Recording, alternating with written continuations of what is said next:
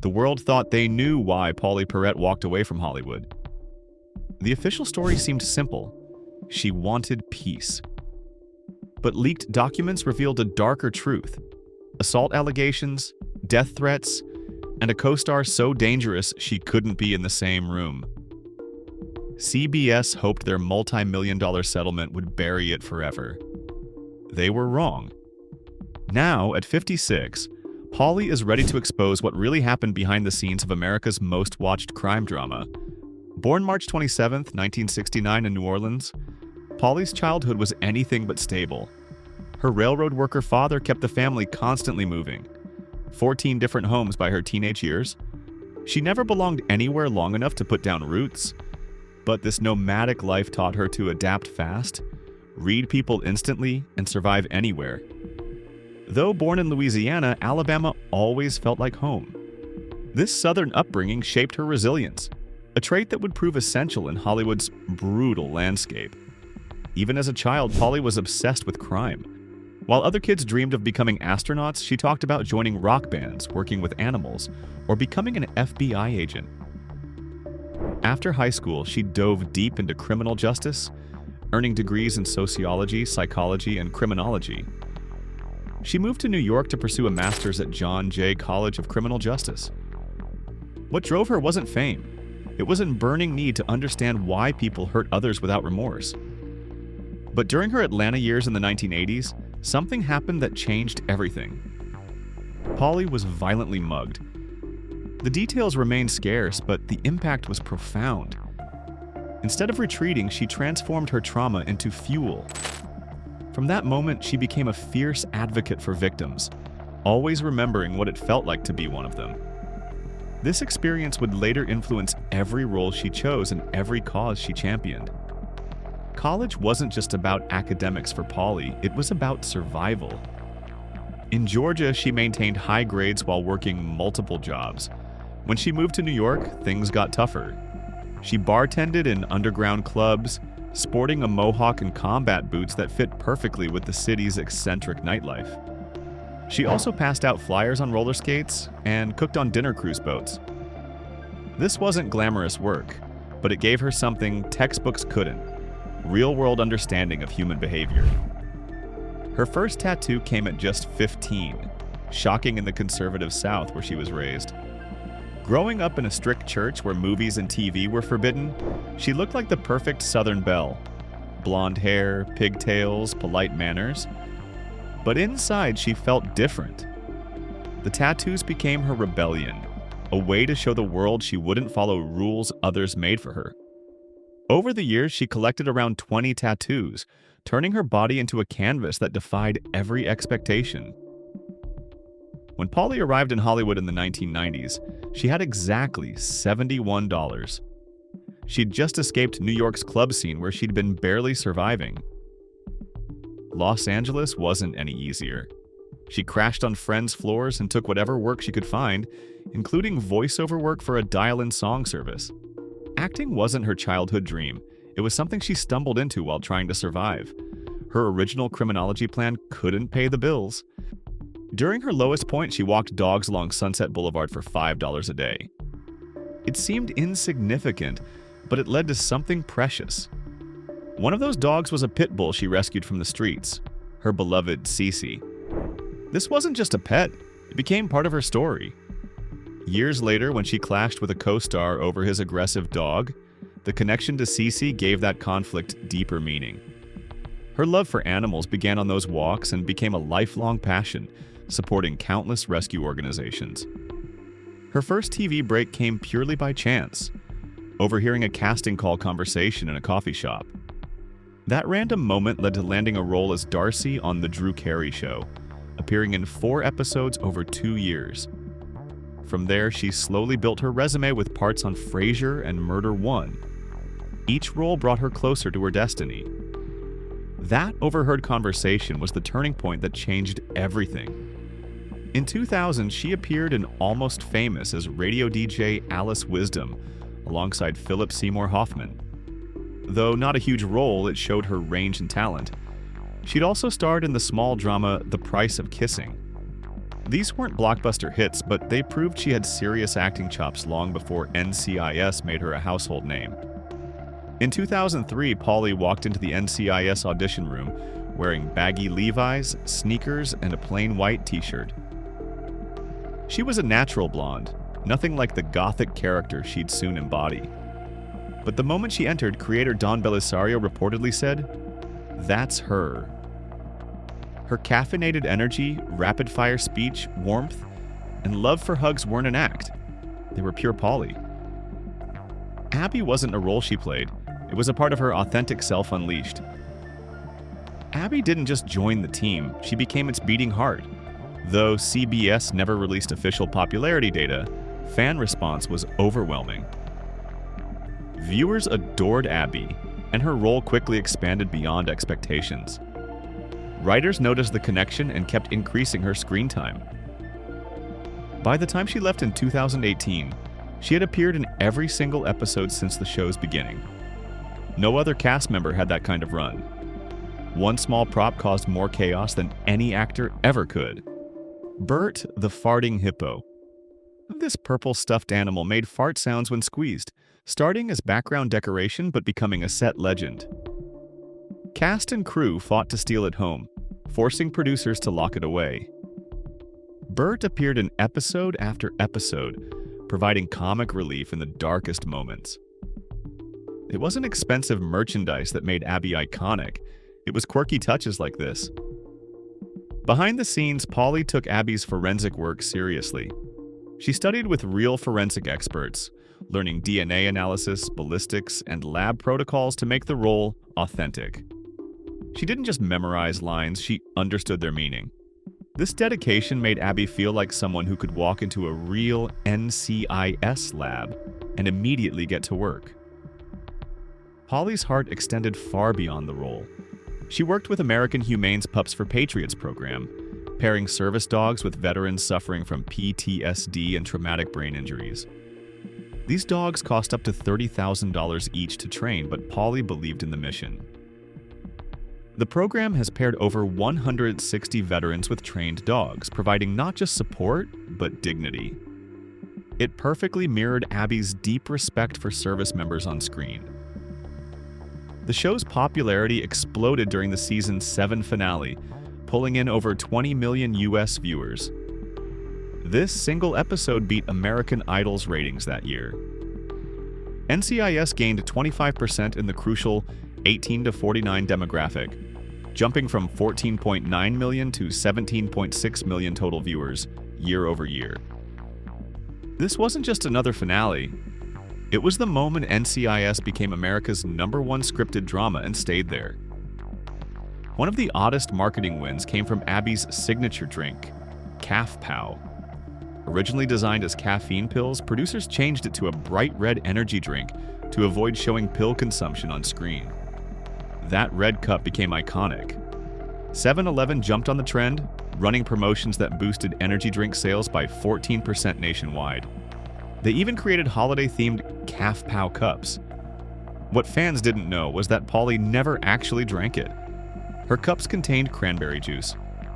Pauley never asked for body doubles, even in uncomfortable scenes. Despite severe claustrophobia, she filmed inside tight morgue sets without help. The episode Bête Noire required her to face those fears in a major hostage scene. She didn't flinch, pushing through even when the walls felt like they were closing in. She called it necrophobia, but it wasn't about dead bodies, it was about confined spaces. Yet, she stayed in character for 15 years, never letting fear compromise her performance. Secretly, Pauley created a webcomic during her NCIS years. Using the pseudonym P, she published Lab Bobble, featuring Abby's lab adventures. Initially anonymous, fans eventually figured out her identity.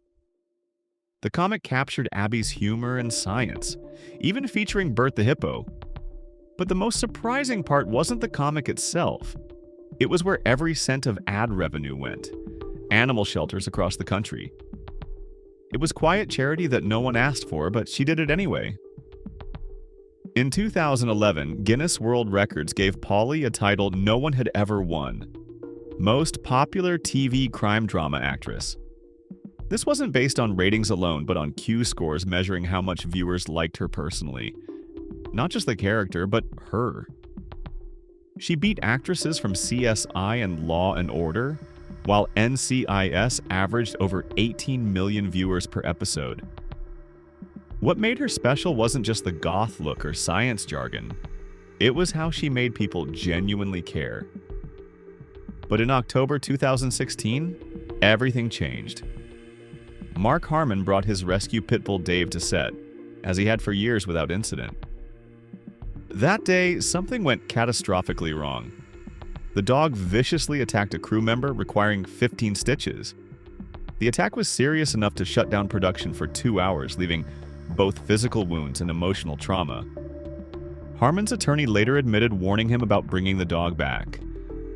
Still, Dave returned. What had been a safe, controlled environment now carried an undercurrent of terror. The incident didn't fade quietly. It triggered a chain reaction that would destroy the show's foundation. Immediately after the attack, Pauley demanded CBS ban Dave from set permanently. She was shaken. When the network allowed the dog back, she was furious. She responded by adding a strict clause to her season 15 contract. She would never share a scene with Harmon again. For fans, it seemed mysterious. On screen, they never appeared together. Behind the scenes, filming had to be completely restructured around them. Her scenes were shot on different days with separate crews. Production costs skyrocketed, and the entire system became unmanageable. In her final episode, watched by 15 million people, they didn't even share the same building. Editors carefully stitched the episode together, creating an illusion of connection where none existed. Then in June 2019, Pauley made everything public. At 6 a.m., she posted a tweet that sent shockwaves across the internet. She said she was terrified of Harmon and had nightmares about him attacking her. She made it clear she would never return to NCIS. Her words weren't from a press interview or anonymous source. They were direct, honest, and raw. The internet exploded. Entertainment websites crashed as fans tried to process her revelations. Harmon's image as a calm TV father figure was suddenly shattered. He stayed silent, which for many only added weight to her accusations. What hadn't been known was that Pauley had already filed 3 separate safety complaints with HR. These weren't rumors about salary disputes. CBS later confirmed she had raised concerns over a year before leaving. In 2018, she tweeted about suffering multiple physical assaults, hinting at being forced into silence by a powerful machine, spreading lies about her departure. She felt unsafe at work and needed therapy afterward. 3 separate reports showed she tried proper channels, suggesting CBS had multiple chances to take stronger action but didn't. The most serious revelation came when reports surfaced that she'd hired a private investigator. She wasn't just venting, she was gathering proof. The investigator documented safety violations on the NCIS set, and Pauley used that evidence to force CBS into a private settlement, reportedly worth $5 to $9 million. This wasn't about bad scripts or pay cuts. It was about safety and accountability. The settlement included a strict non-disclosure agreement meant to bury everything forever. Around the same time, CBS was battling other misconduct cases, having just paid Eliza Dushku $9.5 million over harassment on a different show.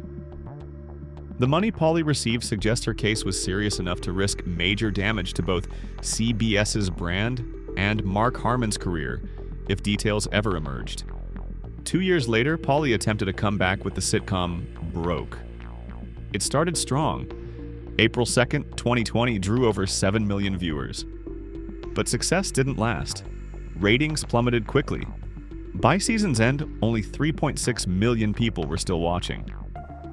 In the crucial 18 to 49 demographic, the show dropped to a dismal 0.4 rating, well below what networks need for survival. Critics weren't kind either, calling it boring and directionless. CBS had hoped to revive her career, but it ended in silence. Just 2 months after Broke's cancellation, Pauley sent one final message. On July 7th, 2020, she tweeted, "I'm free" in bright rainbow colors. It wasn't just a happy update, it was her official retirement from acting. She said she now only answered to God, animals, and plants. Her rescue dogs were her only judges.